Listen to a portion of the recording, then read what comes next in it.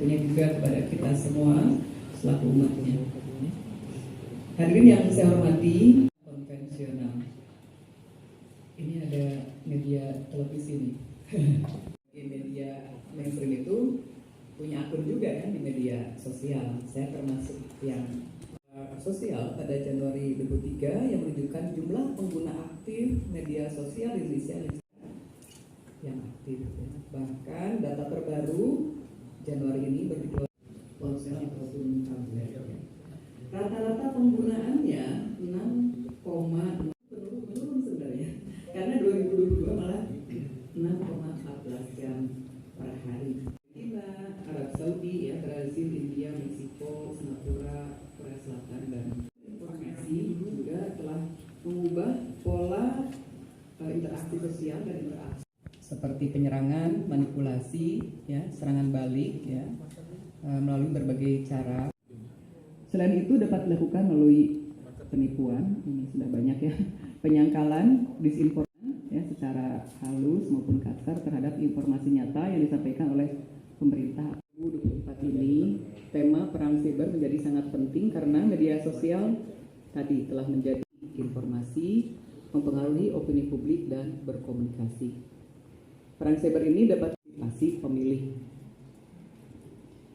Sehingga mungkin kalau di awal saya selalu menyampaikan bahwa para pemilih untuk datangkan ke TPS mengkritik Telkomsel yang memasang tagline di handphone kita, Telkom tengah pelanggaran yang merajalela. Bukankah jika seseorang tidak tahu dia dihianati akan tetap damai? Misalnya karena tidak tahu Raden Suntama yang asli dan palsu. Jadi sebenarnya hoax sudah lama. Ini masalahnya anggap pemilu berintegritas ini merupakan vaksin. Begini, ada penelitian itu berlangsung dari tahun 2013, 2014 sampai pertengahan 2015. Pertanyaan upah yang dinilai oleh masyarakat paling menentukan integritas pemilu. Jadi pertanyaannya, dari serang sebagai faktor yang menentukan integritas. Jawabannya 4. Yang pertama, faktor pertama adalah adanya jaminan undang-undang yang tidak memihak petahana atau kandidat terkait petahana. Dari sisi ini saja sudah tidak bisa ngomong saya, karena semua survei. Itu yang pertama. Yang kedua adalah adanya jaminan keterbukaan akses terhadap media, terhadap kandidat, dan kekuatan-kekuatan yang ikut kontestasi. Kalah. Kita tidak tahu apakah kekalahannya karena beredarnya video itu atau tidak. Atau seperti yang dilakukan nasional. Dan ini sudah dilaporkan oleh Freedom House bahwa tindakan informasional itu merupakan dan tindakan-tindakan yang membuat informasi menjadi true. Aspek yang kedua dari integritas, baik dalam meraih dukungan, mempertahankan maupun membuat pemilu sebagai hanya merupakan 1/4 dari pemilu berintegritas, dan tidak digunakannya cara-cara kekerasan ini kalau dihubungkan dengan apa yang dilakukan oleh Freedom House itu mirip atau terkait dengan tindakan hukum dan tindakan teknis. Freedom House menyebut bagaimana kekuasaan bisa mengintervensi pemilu melalui tindakan informasional yang bisa bahas. Kita mengetahui bagaimana solusi untuk menghadapi katakanlah saling serang di media sosial, ya, termasuk juga upaya-upaya yang mendiskreditkan atau menyerang lawan gitu ya, agar tentunya warga kita menjadi tenang menghadapi pemilu, melakukan pemilihan secara bijak dan cerdas, tidak terpengaruh lah dengan apa yang terjadi yang tadi disebut perang di media sosial itu. Untuk hoax sendiri, Sabar Hoax gimana Bu sejauh ini menurut laporannya? Sabar Hoax alhamdulillah tiap hari selalu ada klarifikasi terhadap berita-berita hoax ya. Meskipun sebenarnya sekarang agak menurun juga sebenarnya dibandingkan 2019. Mungkin juga warga kita sudah mulai tadi ya, mulai paham, mulai cerdas gitu ya. mulai aware juga, bisa juga melakukan klarifikasi sendiri juga ya. Karena kami juga terus-menerus melakukan literasi digital ke sekolah-sekolah, perguruan tinggi, juga ke masyarakat umum. Berapa Bu sejauh ini jumlahnya? Kalau di tahun 2023 dulu ya 2023 terakhir sekitar 800-an. Tapi yang hoaxnya ya nggak sampai semuanya gitu ya. Jadi sekitar mungkin sekitar 500-an. Awal tahun ini belum ada. Awal tahun ini belum ada, tetapi sebenarnya kan secara mingguan juga kami laporkan, tiap hari juga ada laporan. Bentuk hoaxnya terkait pemilu kah atau informasi lain? Ya pemilu, kriminalitas, kemudian juga ya kesehatan seperti itulah. Tapi memang kalau sekarang ya pemilu lebih banyak. Kami alhamdulillah dari akademisi menyambut baik kerjasama dengan pemerintahan, karena memang khususnya Fakultas Ilmu Komunikasi kami memiliki concern ya bahwa riset-riset kami, kemudian juga pembelajaran dari mahasiswa-mahasiswa kami itu S1, S2, dan S3 itu semuanya harus memberikan kontribusi yang nyata pada masyarakat.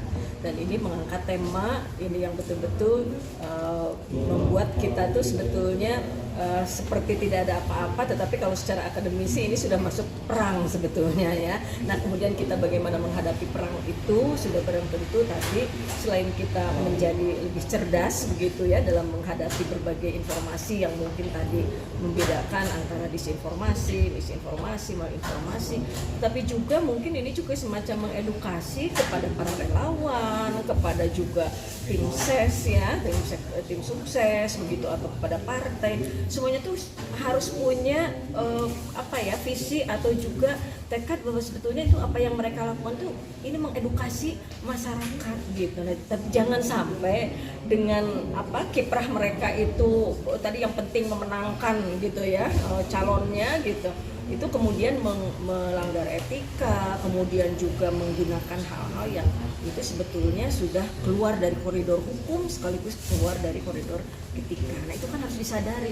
Ini dampaknya nih pada generasi muda nanti gimana mereka itu jelas rekam jejak digital itu tidak akan terhapus, tidak akan hilang ya. Dan itu mereka belajar dari dulu juga seniornya seperti ini.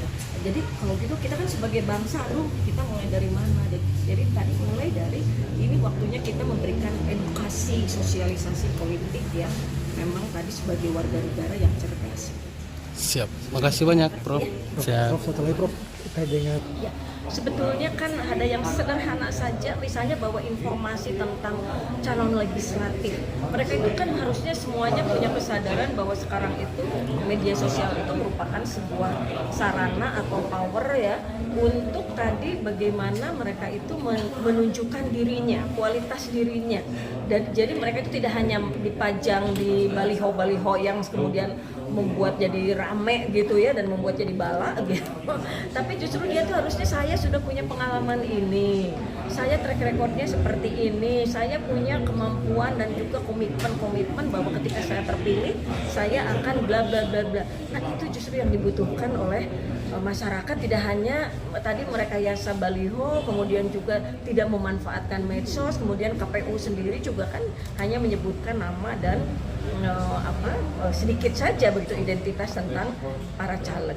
Nah inilah yang waktunya untuk mengedukasi itu. Jadi ketika nanti si masyarakat membuka kartu suara itu tidak bingung lagi ini siapa nih mereka itu, jangan seperti kucing beli kucing dalam karung gitu. Tapi betul-betul tahu sebelumnya ini mumpung masih ada waktu misalnya ya di medsos itu masuk ke segmen-segmen tertentu terutama anak-anak muda itu bahwa saya tuh seperti ini loh kualitasnya, komitmen saya, track record saya, itu justru yang sangat dibutuhkan oleh orang itu. Jangan sampai tadi hanya sekedar gambar-gambar di baliho saja.